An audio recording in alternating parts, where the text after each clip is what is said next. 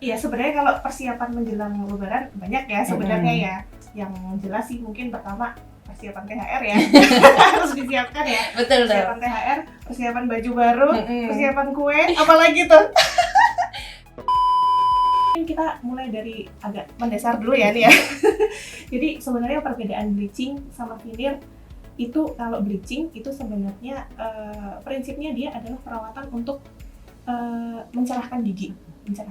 Kemudian kalau veneer itu perawatan untuk melapisi permukaan gigi gitu. Pasti ada. Apa itu dong? Opor ayam misalnya.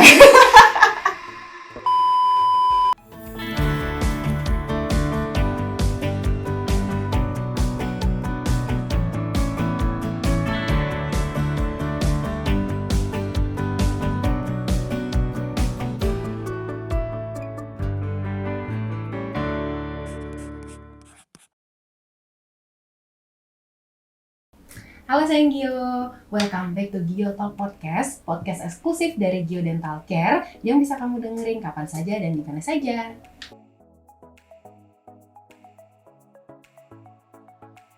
Hari ini kita akan berbincang-bincang dengan salah satu dokter gigi di Gio Dental Care. Halo dok, selamat pagi. Halo, selamat pagi. Apa kabar? Baik, alhamdulillah. Alhamdulillah. Puasa dok hari ini? Insya Allah masih puasa.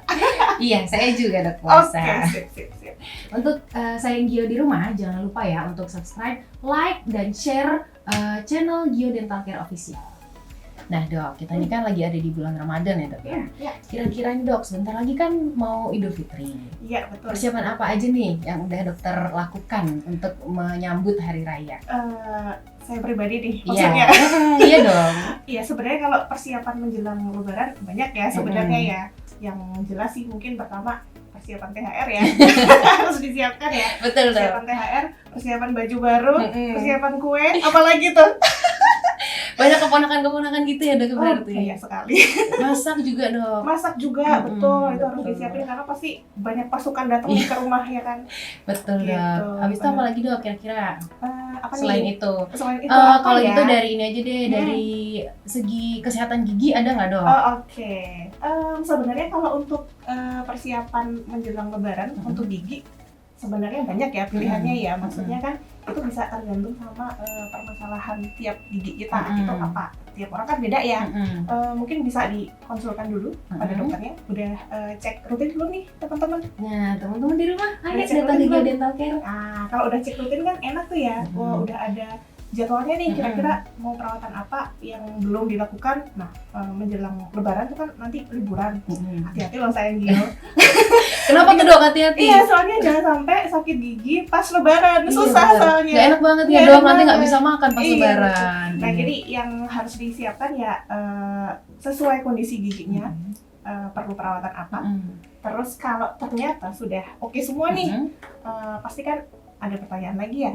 Kalau udah sehat semua nih, giginya udah bagus semua, kira-kira yang untuk meningkatkan kepercayaan diri selama Lebaran, karena pasti kan akan ketemu banyak orang nih. Betul. Banyak saudara datang, banyak tetangga datang, pasti kan agak gimana ya kalau kurang pilih sama giginya. Nah, mungkin bisa mengarah ke perawatan estetik gigi ya mungkin ya. Gitu. Oh, berarti kuncinya adalah lebih baik periksakan dulu kondisi giginya ya dok? Betul, harus diperiksakan dulu. Nanti kalau ada kondisi tertentu yang memang butuh perawatan secepatnya, perawatan dulu karena sebelum keburu libur Lebaran. Oh, gitu. iya, benar, Terus benar. yang kedua, kalau sudah oke semua, boleh nih sayang Gio kalau mulai mau merencanakan perawatan yang sifatnya estetik untuk meningkatkan kepercayaan diri.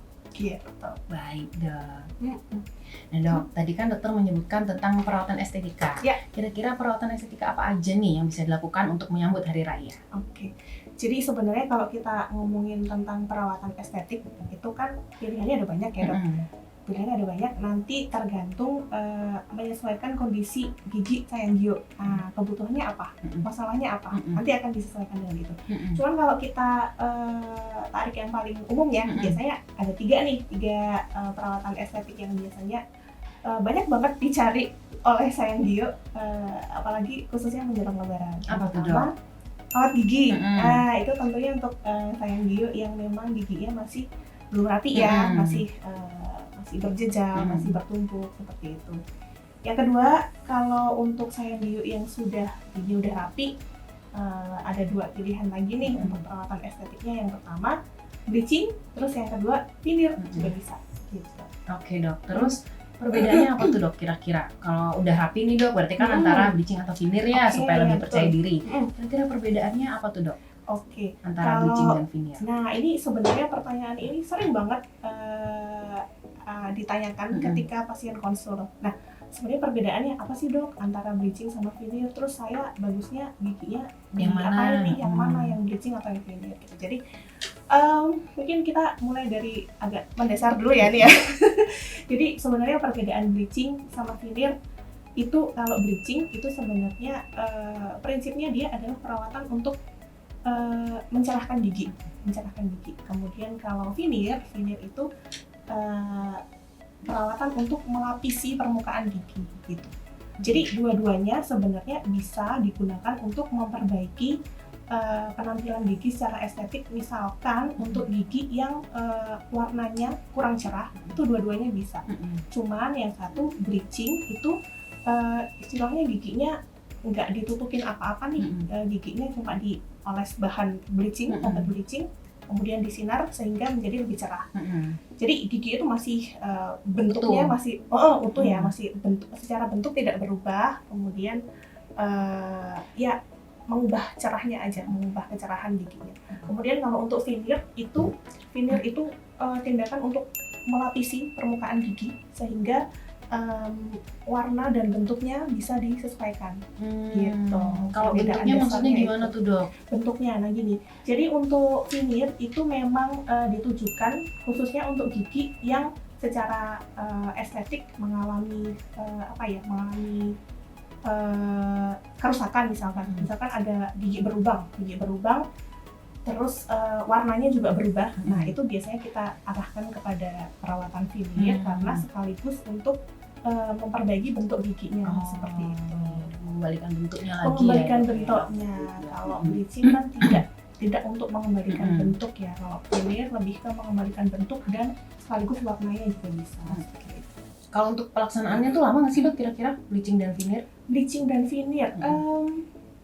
Kalau untuk bleaching itu kan menyeluruh ya ke semua gigi.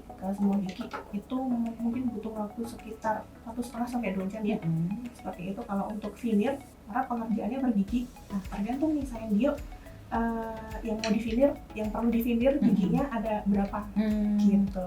Cuman Bisa lebih lama kali ya dok? Bisa lebih lama, terutama untuk veneer yang multiple ya, yang butuh banyak gigi yang di veneer itu pasti lebih lama pengerjaannya.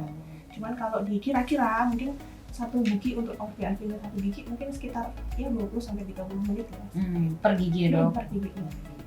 Nah kalau sudah melakukan perawatan itu dok, perawatan apa yang harus diperhatikan setelah veneer atau bleaching? Oke, sebenarnya pada prinsipnya perawatan gigi apapun itu ya, maksudnya di kondisi apapun itu, satu hal yang harus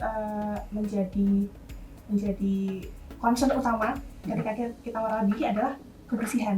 Nah jadi harus gimana caranya supaya sebisa mungkin gigi itu tetap bersih.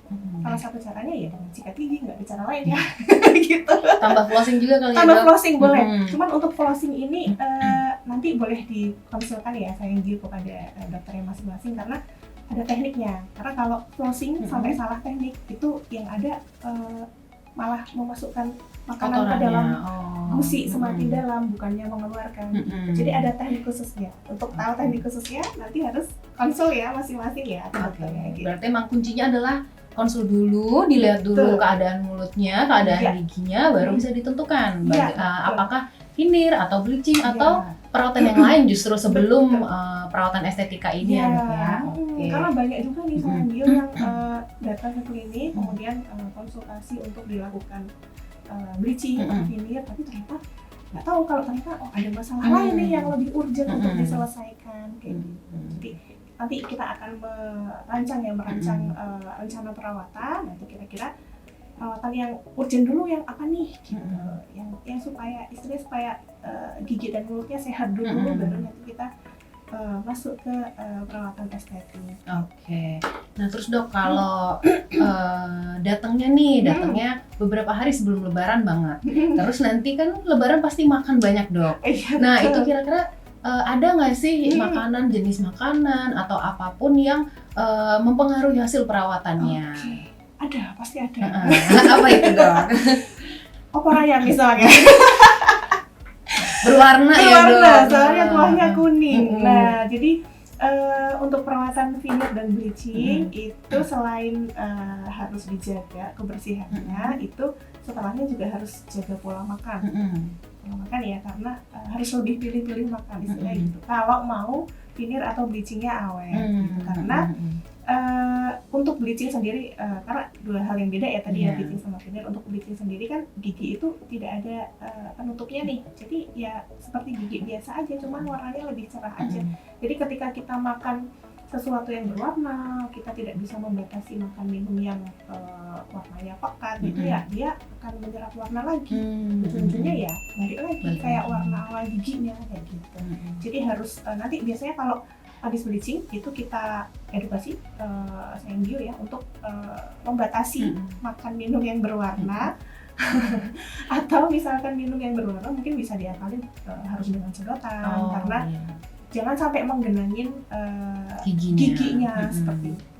Kemudian untuk yang veneer ya, kalau untuk veneer mungkin relatif lebih tahan ya terhadap penyerapan warna, karena giginya kan dilapisnya dengan bahan veneer. Cuman ya tetap harus ini juga sih, tetap agak membatasi juga ya, karena kalau veneer mungkin lebih ke ini ya, kita sarankan untuk menghindari menggigit makanan-makanan yang keras langsung dengan gigi, terutama gigi depan gitu, karena masih bisa pecah veneernya. Kalau sudah pecah dong kembali lagi bisa diperbaiki ya dok ya? Bisa diperbaiki bisa. Oh ya, sebenarnya tadi ada yang kurang ya untuk yang veneer ya. Jadi veneer itu sebenarnya ada, sekalian tak tambahin nggak apa-apa ya? Boleh Jadi banget dong. veneer itu sebenarnya di bio ada dua macam ya, ada dua macam. Yang pertama veneer direct sama veneer indirect. Nah veneer direct atau veneer yang langsung dikerjakan saat itu juga dalam satu kali kunjungan, itu nanti bahannya seperti bahan tambalan ya, seperti bahan tambalan. Jadi untuk yang veneer direct itu biasanya benar-benar kita pesannya supaya pasiennya membatasi makanan yang keras, makanan yang berwarna gitu. Jadi karena masih mungkin untuk pecah, mungkin untuk sebenarnya tidak menyerap warna secara langsung ya, cuman biasanya ketika gigi di veneer kemudian banyak makan makanan yang berwarna, itu biasanya di tepi-tepinya suka sering mudah berwarna seperti itu. Antar sela-sela gigi gitu ya? Antar sela-sela gigi seperti itu. Kemudian untuk jenis veneer yang kedua itu veneer indirect. Veneer indirect itu bahannya porselen, itu relatif lebih kuat ya, relatif lebih kuat terhadap tekanan maksudnya. Cuman tetap sama sih ya, instruksinya tetap harus membatasi makanan-makanan yang keras, karena walaupun resiko pecahnya lebih rendah, lebih kecil, tetapi tetap bisa lepas seperti itu. Jadi memang setelah perawatan bleaching ataupun veneer ya makannya harus yang cantik gitu ya. Yang slay gitu ya. Baik dok. Jadi gitu ya Saenggyo, infonya sudah lengkap diinfokan ke Saenggyo semua. Jadi jangan lupa untuk cek dulu nih kesehatan gigi dan mulutnya ke Gio Dental Care terdekat, baru nanti disusun rencananya. Apalagi kalau Saenggyo mau perawatan estetika gitu. Nah dok, sekarang kita masuk ke Q&A dok. Ada beberapa pertanyaan. Ada beberapa pertanyaan nih dari Saenggyo. Oke, langsung aja ya dok. Yang pertama nih dok, kalau perawatan bleaching bisa request hasil warna nggak sih dok? Semisal pengen yang putih atau putih banget gitu? Jadi pada dasarnya perawatan bleaching itu di awal kita tidak bisa menentukan hasil akhirnya ya akan seperti apa, karena itu nanti tergantung sama pertama yang jelas warna awal gigi pasiennya itu apa gitu. Kalau memang kuning banget, biasanya ketika kita lakukan bleaching juga hasil akhirnya tidak bisa yang putih banget kayak gitu.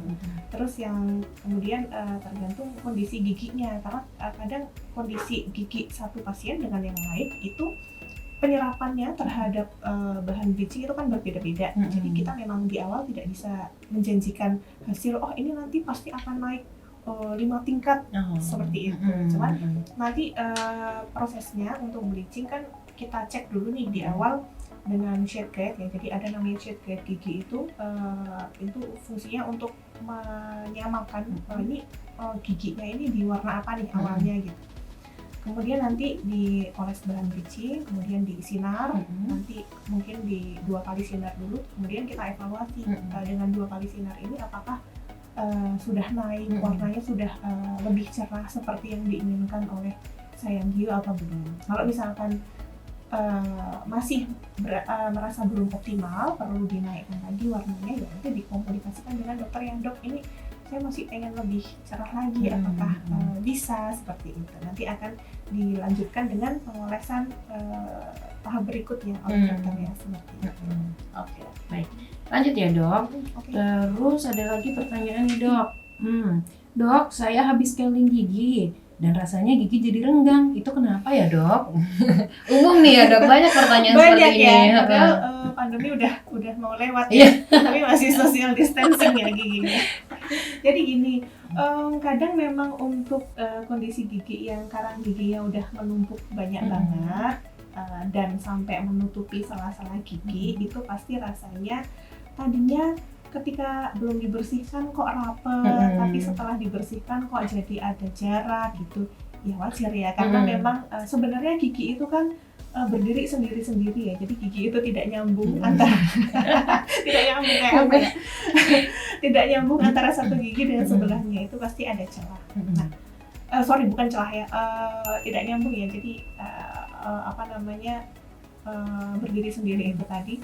Yang ketika ada karang gigi terlihat seperti nyambung, sehingga ketika dibersihkan karang giginya pasti ya terlihat seperti ada celah ya, seperti itu. Ada yang aneh gitu ya, karena saking lamanya ada karang giginya. Karena saking lamanya, makanya balik lagi kita harus biasanya kita selalu edukasi untuk harus rutin scaling karena sebelum karang gigi itu menutupi semua daerah di antara gigi dan sampai menekan gusi, sehingga gusinya semakin turun. Biasanya ketika sudah ada peradangan gusi lalu menyebabkan gusinya itu turun, ya misalkan ini gigi nih, gusinya tadinya harusnya normalnya segini nih kalau gusi sehat. Nah, ketika dia ada peradangan karena ada karang gigi yang menumpuk dalam waktu lama, bisa tuh si gusi itu jadi lebih turun. Lebih turunnya karena di sini terdesak sama karang gigi ya. Nah, ketika karang gigi itu diambil, itu pasti kelihatannya jadi lebih kosong gitu ya. Jadi bahaya ya dok? Bahaya berarti. Jadi memang kita selalu edukasi untuk Sayanghyo, selalu harus rutin cek, dan kalau memang udah kotor, udah banyak karang giginya ya segera dibersihkan sebelum jaringan-jaringan di sekitar giginya radang dan kemudian pada turun semua gitu. Berapa ini dok kira-kira? Harus berapa kali sih kita tuh scaling gitu dok? Scaling? Berapa lama gitu? Oke, sebenarnya untuk setiap individu pasti berbeda ya, karena kecepatan pembentukan karang gigi pasti beda tiap orang dengan pola makan yang berbeda, pasti pembentukan karang giginya juga berbeda. Cuman untuk mungkin di screening di awal untuk melihat nih polanya seperti apa, secepat apa, mungkin 6 bulan sekali udah cukup sih, 6 bulan sekali. Tapi, sekalian cek rutin berarti ya betul, dok ya? sekalian cek rutin. Jadi ketika Sayanghyo periksa gigi 6 bulan sekali itu, nanti yang kita lakukan pertama adalah kita cek keseluruhan nih giginya ada yang bermasalah atau tidak. Salah satunya karang gigi itu tadi udah terbentuk banyak apa belum.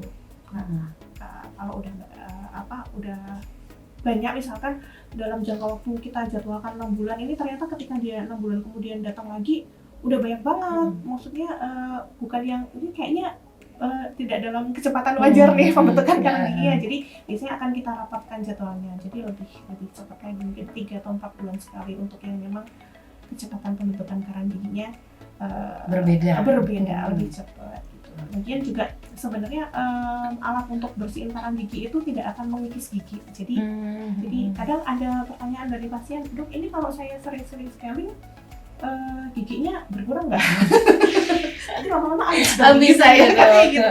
Sebenarnya enggak ya, untuk gigi yang sehat loh ya, tapi ya disclaimer ya, untuk gigi yang emalnya masih intak, masih utuh, itu alat untuk bersihin karang gigi itu aman, jadi dia tidak mengikis gigi. Jadi mau dilakukan agak sering juga nggak apa-apa, ya cuma efeknya boros aja. Terus yang Gio aman ya, jangan takut jadinya kalau mau scaling di Gio Dental Care. Iya betul. Oke dok, satu lagi dok nih. Iya. Dok, gigi saya di pinggiran bawah dekat gusi seperti ada kehitaman atau seperti darah melekat. Apakah itu termasuk karang gigi juga ya dok? Wah, saya juga kurang tahu dok.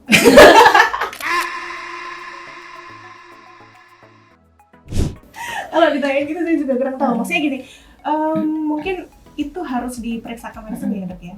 Jadi dilihat langsung oleh dokternya, baru nanti bisa ditentukan ini kehitaman ini apa nih? Apa cuma noda atau cuma atau karang gigi atau malah udah bolong giginya seperti itu. Jadi nanti perawatannya ya tergantung ini apa ini kehitamannya ini. Karena kita kalau tidak melihat secara langsung kan kita tidak bisa menentukan apakah ini karang gigi atau bolong atau ada sebab lain seperti itu. Kalau karang gigi ya perawatannya dibersihkan, karang gigi kalau bolong ya ditambah seperti itu. Harus dievaluasi dulu ya dok Iya, ya. harus dicek dulu. Iya, jadi untuk saya yang menanyakan pertanyaan ini, langsung yuk datang ke Gio Dental Care, konsul dulu baru nanti tahu deh perawatan yang tepat apa. Betul sekali. Oke sayang Gio, hari ini cukup dulu ya pembahasan kita tentang bagaimana sih persiapan perawatan kesehatan gigi atau perawatan estetika menjelang hari raya. Nah, semoga podcast kali ini bermanfaat dan dapat menjawab pertanyaan-pertanyaan yang sudah sayang Gio tanyakan kepada kami.